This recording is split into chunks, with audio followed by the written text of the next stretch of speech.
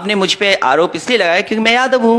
मैं पॉलिटिकल सवाल पूछ रही हूँ, मैं आपसे पॉलिटिकल सवाल पूछ रही हूँ। नहीं, मैं उसका जवाब दे रहा हूँ। लगा रही हूँ। नहीं, मैं आपसे उम्मीद करता हूँ। पूछ रही हूँ कि जिन मुद्दों पर आपको घेरा जाता है उस पर जवाब दीजिए। हाँ, मैं वही जवाब दे रहा हूँ। आप नाहा की पर्सनल बना रहे हैं। ये सवाल इसलिए पूछा जा रहा है क्योंकि मैं यादव हूँ और यादव पे ये आरोप लगाया है कि यादव थे सब कुछ, आईपीएस सब कब्जा यादव पे था।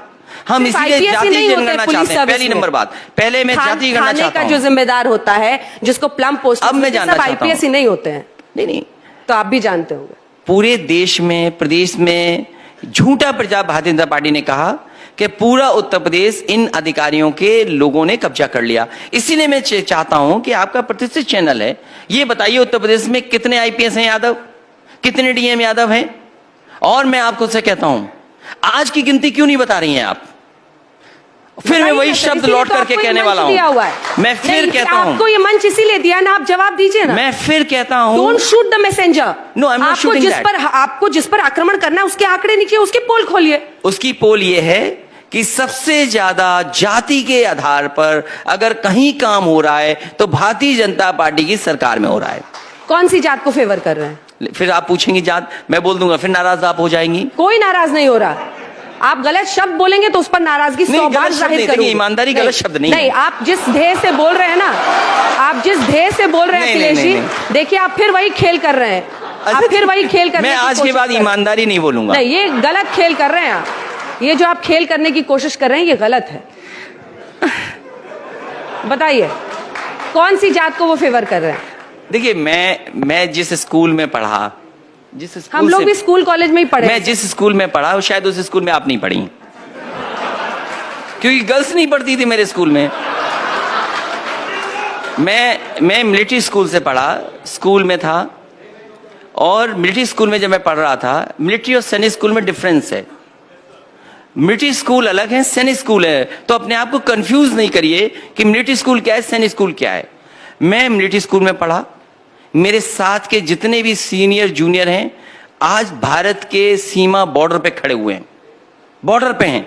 और आपको जानकारी होकर खुशी होगी इस बात की कि जिस स्कूल से मैं पढ़ा हूं उसी तरह का एक स्कूल और है जहां से देश के जो सबसे बड़े अधिकारी हैं, जो सबसे बड़े चीफ हैं, डोभाल साहब भी उन्हीं स्कूलों से पढ़े हुए हैं। और हमारे स्कूल में कोई जातिवादी नहीं थी। हमने कभी नहीं जाना कि मेरे साथ का कौन जात वाला है, हमारे दोस्त किस जाति के, मैंने कभी नहीं जाना। जब मैं अपनी डिग्री हासिल करने मैसूर गया तो मैंने कभी जाति नहीं देखी कौन सी जाति है। मैं और भी जगह दुनिया के हिस्सों में पढ़ा हूं, लेकिन ये भारतीय जनता पार्टी के ने बताओ हम पे यादव का जातिवाद का आरोप लगाया कि नहीं लगाया? मैंने सरकार चलाई है और प्रतिष्ठित अखबार दैनिक जागरण था, उसने मेरे अपने चैनल में पूछा, मेरे सामने पूछा कि बताओ यादव अधिकारी ये कर रहे हैं कि नहीं कर रहे हैं। वो इसलिए कर रहे थे क्योंकि वो मुझे बदनाम करना चाहते थे। और आप भी सवाल इसलिए पूछ रही हैं क्योंकि मैं यादव हूं। तो ऐसा नहीं है। और आप जवाब इसलिए नहीं देना चाहती हो। उस वोट बैंक पर आपका मुझे वोट बैंक की चिंता नहीं है, मुझे वोट बैंक की चिंता नहीं है। वोट तो मुझे मिलेगा और आपके कहने से जाने वाला भी नहीं है। कब तक पूर्व रहिएगा? चिंता तो होगी सर। अब मुझे अपने वोट की चिंता नहीं है, मुझे चिंता इस बात की है कि उत्तर प्रदेश में न्याय नहीं मिल रहा है, ठोक दे रहे हैं। क्या बताओ फेक इनकाउंटर हुए कि नहीं हुए? कोई बता दे फेक इनकाउंटर में सबसे नोटिस मिले हैं? आज थानों में कौन है बताइए? मुख्यमंत्री आवास में इस बात की बैठक होगी कि किसी लोकसभा को कैसे हराया जाएगा। एक तरह के अधिकारी बैठ करके फैसला लेते हैं।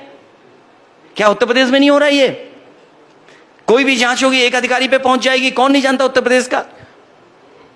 जेल में हत्या हो गई, जेल में हत्या हो गई, क्या कार्रवाई हुई? क्या जेल में आप मार देंगे जाकर के लोगों को? कौन जिम्मेदार है उसके लिए? ये कानून है आपका। प्रधानमंत्री के काफिले पर फिरोजपुर में जो सुरक्षा में चूक का मामला हुआ उसको इमोटिव इशू बनाकर यूपी में भी लाया जाएगा। उस पर आपकी क्या राय है? और खास तौर पर बीजेपी कह रही है कि चन्नी साहब ने जिस तरह की सुरक्षा है उसके साथ षड्यंत्र किया और वो प्रियंका जी को क्यों ब्रीफ कर रहे हैं। इस पर आपका क्या टेक है? क्योंकि इसको इमोटिव इशू वो लोग यूपी में भी बना सकते हैं। मैं तो ये कहूंगा कि उत्तर प्रदेश में मुख्यमंत्री आवास को गंगा जल से धोया गया था, ये मुद्दा क्यों नहीं बना? हमारी सिक्योरिटी हटाई गई, ये मुद्दा क्यों नहीं बना? भारतीय जनता पार्टी ने नहीं हटाया क्या? सिक्योरिटी हमारी बैठाई, हमने कोई मुद्दा नहीं बताया ना, हमने कहा जान को खतरा है। अरे जिस दिन जाना होगा चला जाएगा, कोई जान का खतरा नहीं है। और जो राजनीति करने वाले लोग हैं उन्हें इस खतरे से नहीं डरना चाहिए, क्योंकि हमारी सिक्योरिटी बैठी थी। एक दिन आया अधिकारी, बोला आज से आपकी सिक्योरिटी नहीं है। मैंने उससे पूछा कि क्यों नहीं है? उसने बोला मुझे कारण नहीं पता, आप बताइए। मुझे एनएसजी खबर था। मैंने उस अधिकारी से पूछा क्या आपके पास जवाब उसका कि मुझे क्यों हटाया जा रहा है? बोला फैसला हो गया है, आपकी सिक्योरिटी नहीं है आज से। उनकी सिक्योरिटी है, विपक्ष की कोई सिक्योरिटी नहीं है, आम जनता की कोई सिक्योरिटी नहीं है। किसी को ठोक दे रहे हो आप किसी को मार देंगे ऐसे ही। इसी लखनऊ में आईटी का वो तिवारी को बताओ पुलिस ने मारा कि नहीं मारा? इसी राजधानी में गोली मार दी। और क्या गोरखपुर में पुलिस ने नहीं मार दिया क्या एक व्यापारी को? हाथरस में घर परिवार के लोग चिल्लाते रहे, रोते रहे। उसके भाई की मेरे से बात हुई, रात के 2 बजे मेरी बात हुई उसके भाई से। मैंने उसके भाई से कहा मैं कोशिश करता हूं, डीएम से बात करता हूं। मैंने डीएम को फोन मिलाया, डीएम ने फोन नहीं उठाया।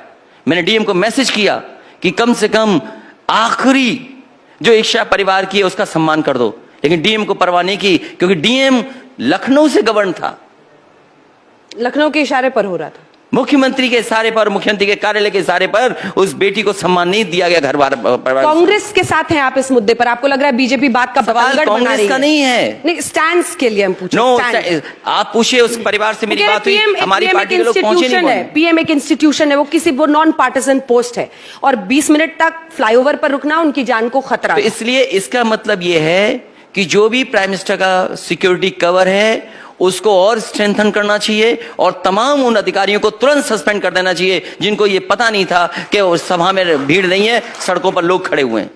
क्यों नहीं कार्रवाई कर रहे उन अधिकारियों पर? पीएमओ को अपने सभी अधिकारियों को सस्पेंड कर देना चाहिए, टर्मिनेट कर देना चाहिए। अगर वो अधिकारी प्राइम मिनिस्टर की सुरक्षा को ध्यान नहीं दे सकते हैं तो उन अधिकारियों को रहने की कोई जरूरत नहीं है। इसको पॉलिटिकल इशू नहीं होना चाहिए। सबसे पहले उन्हें उन अधिकारियों को, उन वरिष्ठ अधिकारियों को सस्पेंड और टर्मिनेट करना चाहिए। और विपक्ष के लोगों की सिक्योरिटी नहीं है। एक दिन आया अधिकारी, बोला कि आज से आपकी सिक्योरिटी खत्म। मैंने कहा मैं कैसे जाऊंगा? बोले अपना इंतजाम कर लो। क्या ये भारतीय जनता पार्टी भूल गई ये बात? मैं जानना चाहता हूं क्यों हमारी एनएसजी कवर हटाया? क्या जवाब है आपके पास? कभी आपने मुद्दा नहीं पूछा कि आपकी एनएसजी कवर हट गई? चलिए चलते चलते अब टाइम्स अप लिखा हुआ आ रहा है सामने में, वो आपके सवाल खत्म हो गए, चाहे टाइम्स अप कभी कर लीजिए सर, क्योंकि वर्चुअल रैली होनी है, हम तो रात भर जवाब दे सकते हैं। इधर सामने देखिए ना लिखा हुआ। नहीं वो तो गलत कह रहे हैं, वो चैनल पे क्योंकि बंद कर दिया होगा उन्होंने कि ठीक है। 1 घंटे से भी मन नहीं भरा आपका अखिलेश जी? मैं तो रथ चलाया था दिन रात, 2-3 मैं तो अभी रात मतलब तक बात कर सकता हूँ, क्योंकि इलेक्शन कमीशन ने ये कहा है। तो आज रात तक बैठ के हम लोग यहाँ बातें करते रहते हैं। मैं आपका धन्यवाद देता हूँ। नहीं अभी और बात, आपको और भी बातें करनी चाहिए थी। और भी बातें कर रहे हैं, आप बताइए क्या बोलना है आपको? आप सवाल करिए, मैं जवाब दूंगा। पूछते जा रही हूँ, आप जितने सवाल करोगे मैं जवाब दूंगा। मैं उनका सवाल को किए जा रही हूँ। आप क्यों बोल रहे हैं कि चैनल लेके आया? चैनल कह रहा है कि बात कीजिए। नहीं मैं क्योंकि दिन रात रथ चलाया और दिन रात में रथ चला करके कामयाब हुआ। आप जब तक सवाल पूछेंगे मैं जवाब दूंगा। 10 मार्च करके इंतजार कीजिएगा ना कि अभी बोल रहे कामयाब हुआ। इलेक्शन कमीशन ने ये कहा है कि वर्चुअल रैलीज होंगी, और इससे अच्छा प्लेटफॉर्म कहां मिलेगा जब मैं अपनी बात करूं। वर्चुअल रैली की क्या तैयारी की है आपने? वर्चुअल रैली की डेफिनेशन क्या बता रहा है चुनाव आयोग? वर्चुअल रैली की डेफिनेशन क्या है? वो कह रहे हैं कि रैलियों पर रोक है। अब आपको इसीलिए मैं आपके क्या कीजिएगा? इसीलिए मैं आपके साथ बैठ करके बात लगातार करना चाहता हूं, इसी को मैं वर्चुअल रैली समझता हूं। कल सुबह उठिएगा, अगर आप तैयार हैं तो मैं सुबह तक बात कर सकता हूं। चलिए बात करते हैं, क्या तैयारी है आपकी? क्योंकि अब ये 15 समाजवादी पार्टी ने क्रूशियल पीरियड है। समाजवादी पार्टी पिछले 2 साल से तैयारी कर रही है।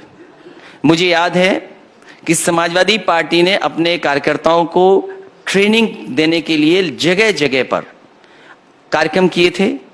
बरेली में कार्यक्रम हुआ, हमारी पार्टी के तमाम कार्यकर्ताओं का ट्रेनिंग का कैंप फैजाबाद में हुआ, फैजाबाद में नहीं हुआ, मिर्जापुर में हुआ। तो लगातार समाजवादी पार्टी अपने वर्कर्स को ट्रेन कर रही थी कि आने वाले समय में बूथ पे कैसे काम हो, बूथ पे कैसे लड़ाई होगी। और जो समाजवादी पार्टी ने काम किए थे उसको लेकर के आंदोलन किए समाजवादी पार्टी ने। हमारा कोई कार्यकर्ता ऐसा नहीं बचा होगा जिस पर मुकदमे ना हो, जेल न गया हो। और पूरे लखनऊ से लेकर के आप उत्तर प्रदेश का पता कर लीजिए, भारतीय जनता पार्टी का जब भी कोई बड़े नेता का कार्यक्रम होगा, सबसे ज्यादा पुलिस के मेहमान उसके घर में जाकर के बैठ जाते हैं। आप बताइए, किसी पॉलिटिकल पार्टी के कार्यकर्ताओं को रोका जाता हो? ये कोई डेमोक्रेसी है क्या? कानपुर में कोई आएगा तो वहां रोक लेंगे, आप फैजाबाद में जाएंगे तो हमारे पूर्व विधायक, पूर्व मंत्री के घर पे बैठ जाएगी जाकर के पुलिस। तो पुलिस का काम यह बचा है कि पॉलिटिकल पार्टी इसका कार्यकर्ताओं को बाहर नहीं निकलने देंगे। और उत्तर प्रदेश की जो रैलियां हुई हैं, वो रैलियां सरकारी थी। डीएम, एसपी, एडीएम, एसडीएम, लेखपाल, तहसीलदार, SO, CO, SP city, SP, DIG और सब अधिकारी लगते थे कि रैली कैसे सफल हो। पूरे की पूरी रोडवेज की बसें ले ली जाती थी, तब ये रैली होती थी। तो इनकी सरकारी रैलियां हैं, जनता नहीं आ रही है इनके पास। और इस बार जनता ने मन बनाया है कि भारतीय जनता पार्टी को उत्तर प्रदेश से हटाया जाएगा। पसीना आ गया है नेताजी आपको? नहीं, वो तो इसलिए आ गया कि इतनी देर से बोल रहे हैं और आप चाहते हैं कि ये कार्यक्रम खत्म हो जाए। नहीं नहीं, कोई नहीं चाहता है। बस देखिए, विक्टिम कार्ड खेलने की आदत हो गई है। मुझे कोई विक्टिम ये देखिए, आपके लिए टाइम बढ़ा दिया, टाइम्स आप लिखा हुआ था, अब हमने 3 मिनट और बढ़ा दिया, 1-2 मिनट और आपसे बात हो तो जाएगी। आप पूछिए सवाल। लेकिन आपने बताया नहीं कि आपका क्या होगा, मतलब रिकॉर्डेड भाषण देंगे या लाइव भाषण करेंगे, डिजिटल प्लेटफॉर्म का कैसे इस्तेमाल करेंगे? मुझे याद है कोविड के समय पर समाजवादी पार्टी की कोशिश थी लोगों